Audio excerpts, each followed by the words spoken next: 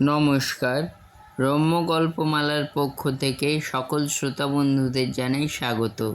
আপনাদের সাথে আমি রম্য মাইতি। আজ শোনাতে চলেছি সাহিত্যিক সমরেশ মজুমদারের লেখা অর্জুন সিরিজের গল্প লাখ টাকার পাথর। ছবি সংগৃহীত। গল্প পাঠে আমি রম্য মাইতি। আজকের গল্প লাখ টাকার পাথর। এই শহরের বিখ্যাত শিল্পপতি অমলেন্দু রায় পরলোক গমন করেছেন। খবরটা শুনে শহরের মানুষ খুবই দুঃখিত হয়েছিল। অমলেন্দুবাবুকে সবাই খুব ভালোবাসত। নিজের বিশাল ব্যবসায় তরুণদের চাকরি দেওয়া ছাড়াও জেলার বিভিন্ন ক্রীড়া প্রতিযোগিতার সঙ্গে তিনি যুক্ত ছিলেন। বিশেষ করে ফুটবল তাঁর প্রিয় খেলা ছিল। শহরের সবচেয়ে নামী ক্লাবের তিনি আজীবন সভাপতি ছিলেন। খবরটা অর্জুন পেয়েছিল কদমতলায় চায়ের দোকানে বসে। তখন রাত 8টা। অমলেন্দু রায়ের সঙ্গে তার সরাসরি আলাপ ছিল না, কিন্তু কেউ মারা গেছেন শুনলে মন ভালো থাকে না। বাড়ি ফেরার পর মা বললেন, 3টে টেলিফোন এসেছিল, তারা আবার করবে। আধ ঘন্টার মধ্যেই সেই টেলিফোন আবার এলো। দুজন মানুষ পৃথক পৃথকভাবে টেলিফোন করেছেন। প্রথমজন অমলেন্দু রায়ের বড় ছেলে বিমলেন্দু। তিনি একটু ভূমিকা করে বললেন, আজই অর্জুনের সঙ্গে দেখা করতে চান। অর্জুন তাকে আসতে বলল। কারোর বাবা সন্ধেবেলায় মারা গেলে যে পরিস্থিতি হয়, তাতে টেলিফোন করে একজন অপরিচিতের সঙ্গে দেখা করতে চাওয়া মানায় না। বেশ অবাক হয়েছিল অর্জুন। খুব সিরিয়াস কিছু ওই পরিবারে ঘটেছে বলে সে অনুমান করেছিল। দ্বিতীয় ফোনটি করেছিল অমলেন্দুবাবুর মেজ ছেলে কমলেন্দু। সে কোনো ভূমিকা করেনি। বলল, আপনি আমার কিছু বন্ধুবান্ধবকে চেনেন। আমার বাবা আজ মারা গিয়েছেন। বিষয় সম্পত্তি নিয়ে আমি ভাবছি না। বাবার কোমরে একটা রূপোর চেনে দামি পাথর ছিল। শুনতাম পাথরটার দাম 1,00,000 টাকা। হাসপাতাল থেকে যখন বাবাকে নিয়ে আসা হয় তখনও সেটা আমি দেখেছি। বাড়ি ফিরে এসে বাবার পোশাক পরিবর্তন করিয়ে দেওয়ার পর দেখি রূপোর চেনটা রয়ে গেছে, পাথরটা নেই। আপনি যদি উদ্ধার করে দেন তাহলে 5,000 টাকা পারিশ্রমিক দেব। ভেবে দেখছি বলে টেলিফোন নামিয়ে রেখেছিল অর্জুন। বিমলেন্দুবাবু এসেছিলেন 10টার মধ্যে। নিজেই গাড়ি চালিয়ে এসেছেন। শোকের ছাপ ওর চোখে মুখে। বাইরের ঘরে বসে মোটামুটি একই কাহিনী শোনালেন। অর্জুন তাকে বলল, আপনারা মৃতদেহের পোশাক পরিবর্তনের পর পাথরটা বাঁধছেন না। পোশাক পরিবর্তনের সময় কে ওর সঙ্গে ছিলেন? মা আর আমার ছোট ভাই তপেন্দু। ঘরের দরজা বন্ধ করে ওরা চেঞ্জ করিয়ে দিয়েছিল। স্বাভাবিক। তাঁরা কি বলেন? মায়ের সঙ্গে তো কথাই বলা যাচ্ছে না, তিনি প্রায় জ্ঞান হারাচ্ছেন। তপেন্দু বলল, বাবার মৃত শরীরে হাত পড়ায় সে এমন নার্ভাস হয়ে পড়েছিল যে পাথরটার কথা খেয়ালই করেনি। অর্জুনবাবু, পাথরটা শুধু দামি নয়, এ আমাদের পরিবারে আছে কয়েক পুরুষ ধরে। আপনি কি এখনও আছে বলে ভাবছেন? আমার বিশ্বাস বাড়িতেই আছে। আপনার কথা অনুযায়ী মা এবং তপেন্দ্রবাবুকে সন্দেহ করতে হয়। আমি কি বলবো? মা এমন কাজ করলে আমাকে বলতেন। তপেন্দু, না বিশ্বাস হয় না। ওর এইসব অভ্যেস ছিল না। তাছাড়া ও পরেছিল পাজামা আর গেঞ্জি। ওই অবস্থায় কিছু লুকিয়ে রাখা যায় না। রাখতে গেলে মা দেখতে পেতেন। পুলিশকে জানিয়েছেন? না, আমরা থানা পুলিশ করতে চাই না। লোকে বলবে বাবা মারা যাওয়া মাত্র গোলমাল শুরু হয়ে গেল, আমাদের পারিবারিক সম্মান কিছু থাকবে না। আপনার মেজ ভাইকে সন্দেহ হয়? ঠিক সন্দেহ বলতে যা বোঝায় তা হয় না, তবে ওর টাকা পয়সার খুব টান। বাবা খুব অসন্তুষ্ট ছিলেন ওর বাজে খরচের বহর দেখে। হাসপাতাল থেকে আসার সময় ওই দেখেছিল পাথরটা বাবার কোমরের চেনের সঙ্গে ঠিক আছে। হাসপাতালে ভর্তি করার সময় শরীরের গয়না খুলে রাখার কথা। আপনারা অত দামি জিনিস শুদ্ধ ভর্তি করছিলেন, ওখান থেকেও তো চুরি হয়ে যেতে পারত। দুপুরে বাবার হার্ট অ্যাটাক হওয়ার পর ওসব ভাবার সময় ছিল না। হাসপাতাল থেকেও কিছু বলেনি। মেজো ভাই না বললে এখনও আমার মনে পড়তো না। আপনার মেজো ভাই ছাড়া কেউ হাসপাতাল থেকে আসার সময় পাথরটাকে দেখেনি, তাই তো? একটু ভেবে বলুন। হ্যাঁ, একমাত্র ওই দেখেছিল। তাহলে তো এমনও হতে পারে ওটা হাসপাতাল থেকেই খোয়া গিয়েছে।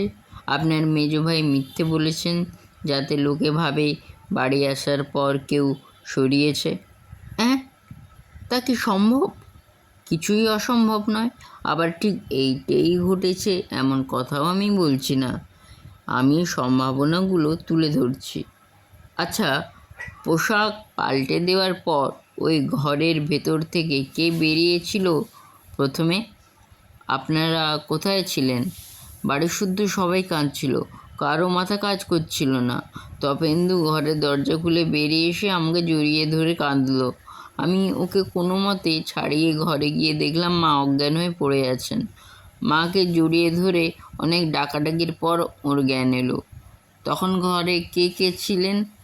তখন তপেন্দু বেরিয়ে যাওয়ার পর ওই ঘরে মা ছিলেন এবং আমি ঢুকেছিলাম আপনার পর।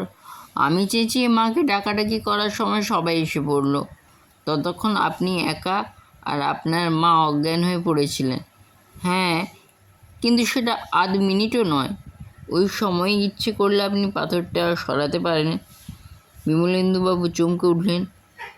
আপনি কি বলছেন? আমি চোর? আমি চুরি করলে আপনার কাছে আসবো কেন? ছি ছি ছি ছি। বিমলেন্দু বাবু, আমি আপনাকে একটা সম্ভাবনার কথা বলছি। আপনি চুরি করতেও পারেন, আবার নাও পারেন।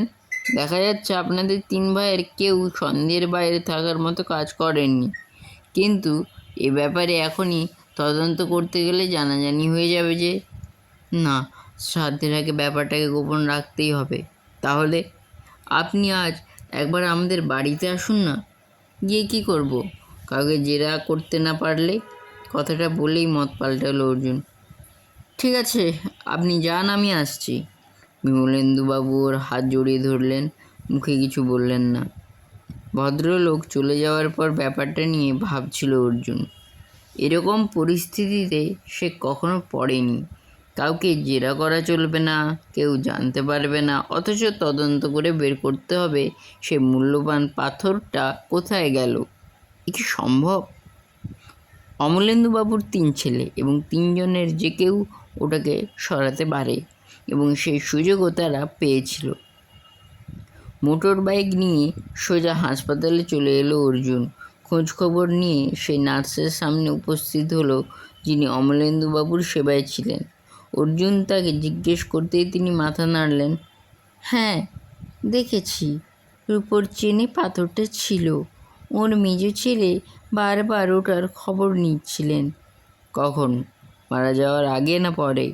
ভর্তি হওয়ার পর বলেছিলেন একবার, মারা যাওয়ার পর কয়েকবার। আমি বিরক্ত হয়ে বলেছিলাম, অতই যখন চিন্তা, খুলে নিজের কাছে রাখুন না। তাতে তিনি জবাব দিয়েছিলেন, না, মা দুঃখ পাবে। হাসপাতাল থেকে বডি নিয়ে যাওয়ার সময় ওটা ঠিক ছিল?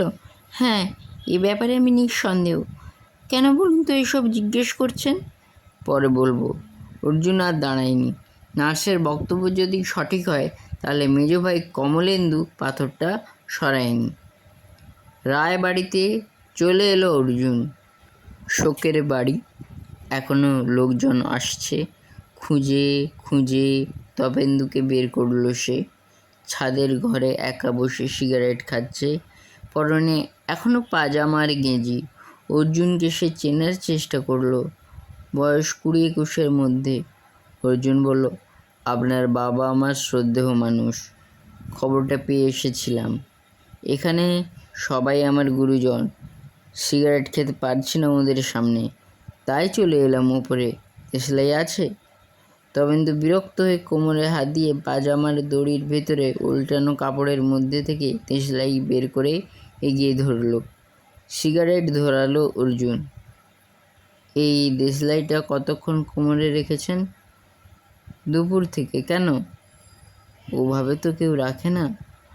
আমার আজ পেট খারাপ, কবার বাথরুমে গিয়েছি, হাসপাতালেও যেতে পারিনি, তাই পাঞ্জাবি পরিনি। রাখবো কোথায়?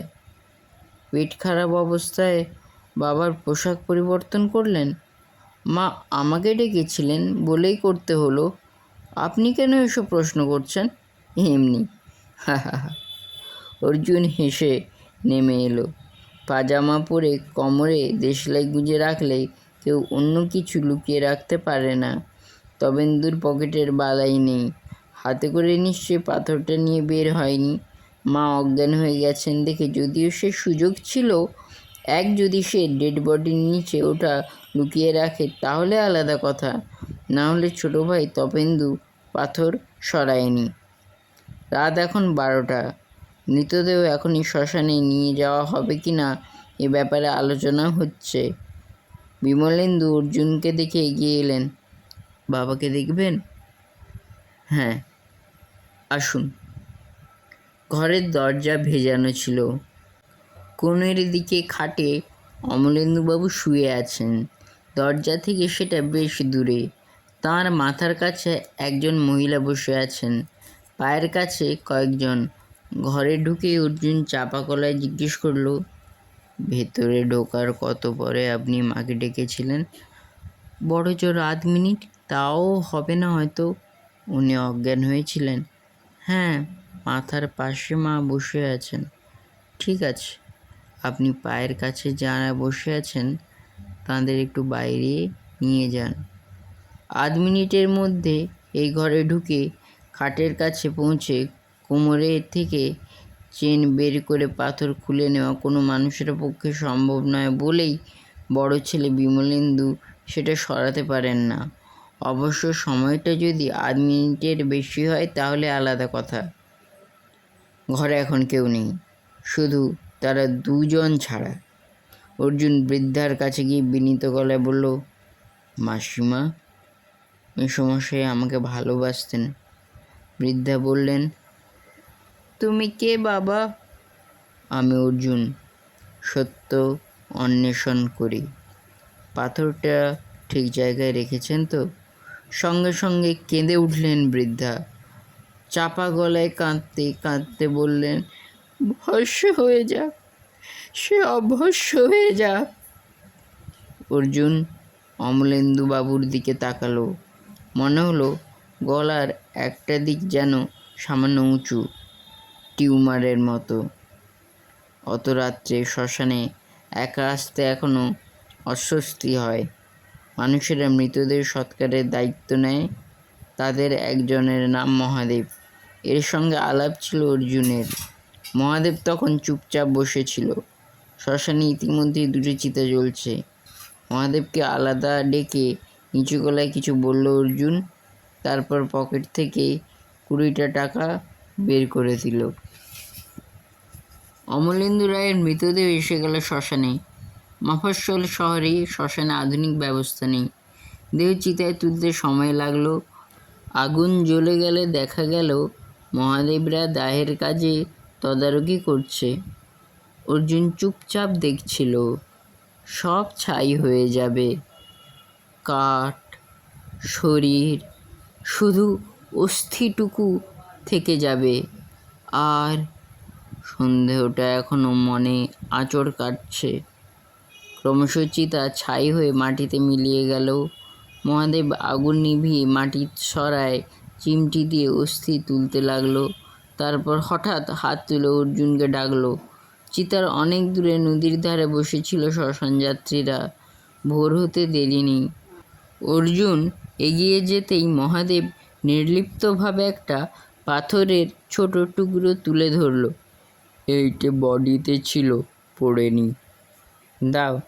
রুমাল বের করে জিনিসটা নিয়ে নিল অর্জুন। মহাদেব গেল ছেলেদের হাতে অস্থি তুলে দিতে। অর্জুন উঠল মোটর বাইকে। শূন্য বাড়ি। অমলেন্দুবাবুর ঘরে প্রদীপ জ্বলছে। মেঝেতে চুপচাপ বসেছিলেন ওর স্ত্রী। পায়ের শব্দে মুখ তুললেন। অর্জুন বলল, আবার বিরক্ত করছি। কে তুমি? আমি অর্জুন। রাত্রে কথা বলেছিলাম। কি চাও? আমি কিছু চাই না। আপনি বলেছিলেন সব ভস্ম হয়ে যাক, কিন্তু কিছু জিনিস আছে যা কিছুতেই ভস্ম হয়ে যায় না, আগুন পোড়াতে পারে না। একটা খালি প্রদীপের খোল নিয়ে রুমাল থেকে পাথরটা বের করে রাখলো তাতে অর্জুন। তারপর খোলটা বসিয়ে দিল প্রদীপের পাশে। এটা আপনাদের পারিবারিক সম্পত্তি। মনে হয় আপনার ছোট ছেলে বেরিয়ে যাওয়ার সময় আপনি স্বামীর কোমর থেকে খুলে ওর মুখের মধ্যে ঢুকিয়ে দিয়েছিলেন। জিভের নিচে ওটার যাওয়ার কথা নয়, কী করে গলার ভেতরে গেল সেটা আপনিই জানেন। বড় ছেলে ঘরে ঢোকার আগেই আপনি কাজটা করেছিলেন। আপনার একটাই স্বার্থ ছিল, জিনিসটা ছেলেদের হাতে পড়ুক আপনি চাননি, কিন্তু এটা ভস্ম হয়নি। এখন কি করবেন তা নতুন করে ভাবুন। ওরা দাহ শেষ করেছে, এখনই ফিরে আসবে। এলাম। সারা রাত জাগার ক্লান্তি নিয়ে ভোরের রাস্তায় বাইক ছুটিয়ে যাচ্ছিল অর্জুন। এখন একটু ঘুমানো দরকার। কেমন লাগলো আজকের গল্প? কমেন্ট বক্সে অবশ্যই লিখে জানান। গল্পটি ভালো লাগলে লাইক এবং শেয়ার করতে ভুলবেন না। পরবর্তীকালে নিত্য নতুন নানা স্বাদের গল্প কবিতা শুনতে এখনই আমার চ্যানেলটি সাবস্ক্রাইব করে পাশে থাকুন। ধন্যবাদ।